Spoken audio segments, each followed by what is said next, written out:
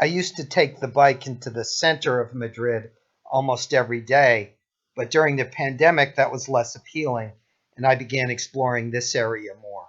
It's more mountain bikey, and you can get mud all over your bike, which is important if you want to look cool. This is a giant no man's land in between the semi abandoned military bases and a place called the Ciudad del Imagen, which is where all the TV studios are in Madrid.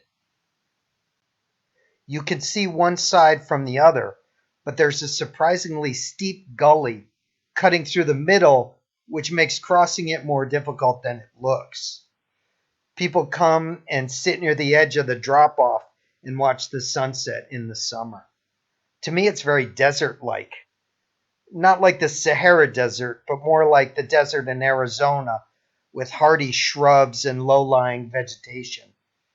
In the spring, it has wildflowers, but in the summer, it gets pretty hot and dry out there with no shade whatsoever. Around dusk and dawn, the place is full of rabbits.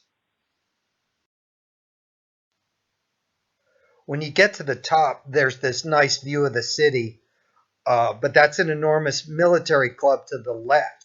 It's surrounded by this chain link fence, and you have to go around the whole thing.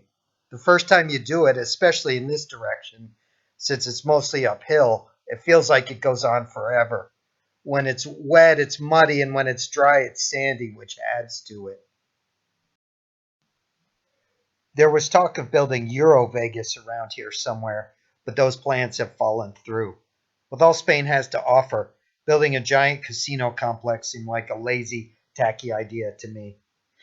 It always annoyed me when the financial media referred to casino gambling as the gaming industry.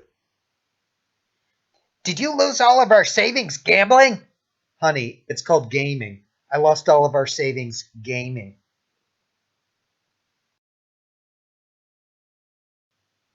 We have to cross this highway to our right, so we're headed to that bridge up ahead.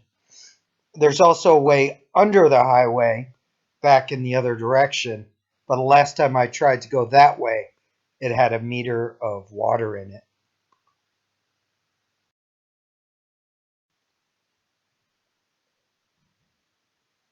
The barriers at the end of this bridge say military zone. They own a huge amount of land around here. When we finally get to a road, if you turn right instead of left here, you'll end up in a place called Venta de la Rubia, which is a giant complex of stables where you can keep your horse and take riding lessons and do some serious equestrianism. It's remarkably peaceful and rural in there, considering where it is. Most people ride over this bridge, but I'm such a wuss, I walk the bike over. The railings are so low, you could easily fall over the side and get run over by about a dozen cars.